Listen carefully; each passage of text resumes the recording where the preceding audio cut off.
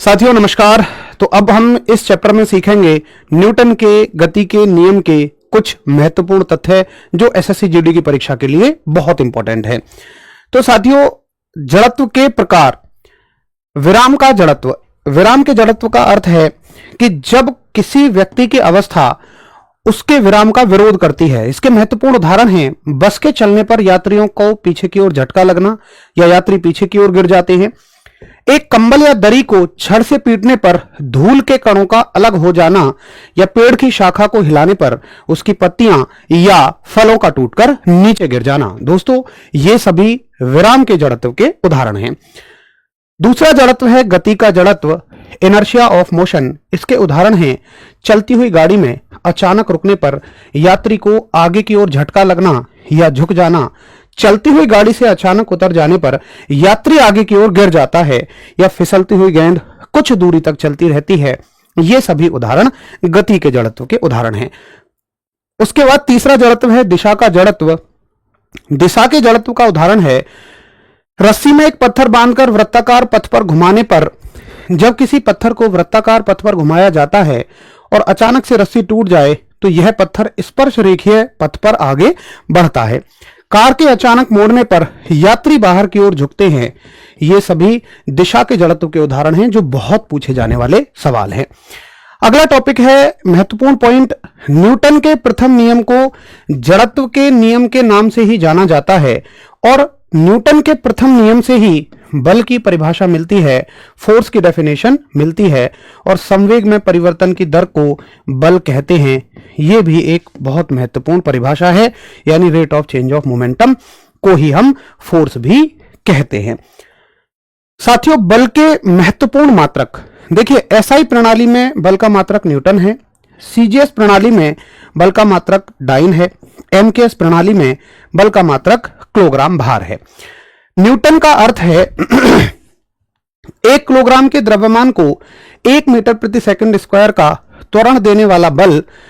Dine का अर्थ है 1 ग्राम के द्रव्यमान को 1 सेंटीमीटर प्रति सेकंड स्क्वायर का त्वरण देने वाला बल और 1 किलोग्राम भार का अर्थ है पृथ्वी के द्वारा 1 किलोग्राम को लगाया गया बल। ये कुछ महत्वपूर्ण संबंध है। 1 न्यूटन में 10 की घात 5 डाइन होते हैं। यदि इसको उल्टा कर दिया जाए, 1 डाइन में 10 की घात -5 न्यूटन होते हैं और 1 किलोग्राम भार या केजीएफ भी आप कह सकते हैं, इसमें 9.8 न्यूटन होते हैं। ये बहुत महत्वपूर्ण तथ्य हैं आपकी परीक्षा के लिए। अगला टॉपिक है जो बहुत महत्वपूर्ण है, आवेग यानी कि इंपल्स।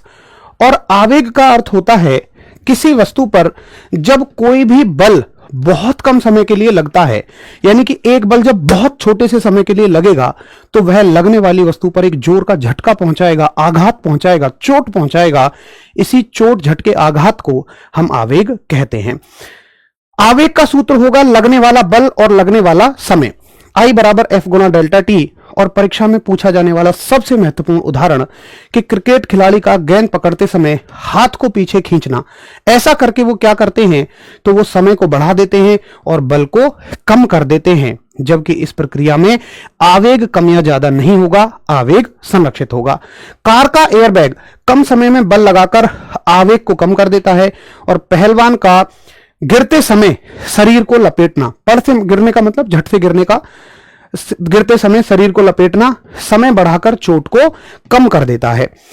ये सभी परीक्षाओं में पूछे गए कुछ उदाहरण हैं। उसके अलावा इसमें 2 टॉपिक और महत्वपूर्ण है, अभिकेंद्रीय और अपकेंद्रीय बल।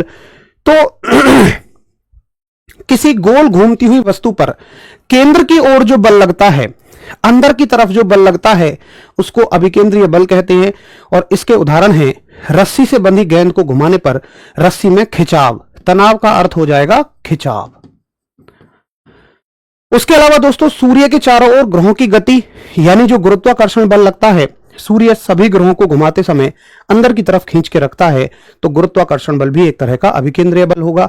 और जब कार मुड़ती है तो टायर और सड़क के बीच का जो घर्षण बल होता है, यह भी अंदर की तरफ होता है, जो कार को बाहर गिरने से बचाता है।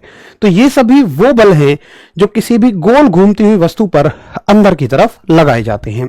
वहीं साथियों, अगर हम देखें तो गोल घूमती वस्तु पर बाहर की तरफ भी एक बल लगता है जो हमेशा केंद्र से बाहर होता है, इस बल को अपकेंद्रीय बल यानी कि सेंट्रीपिटल फोर्स बोलते हैं, सेंट्रीफ्यूगल सॉरी।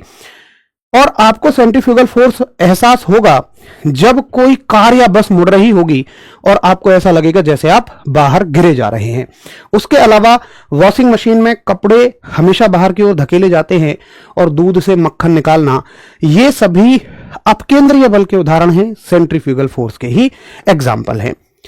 तो साथियों, ये हो गए गति के नियम से जुड़े हुए सभी महत्वपूर्ण तथ्य। नमस्कार, धन्यवाद, जय हिंद।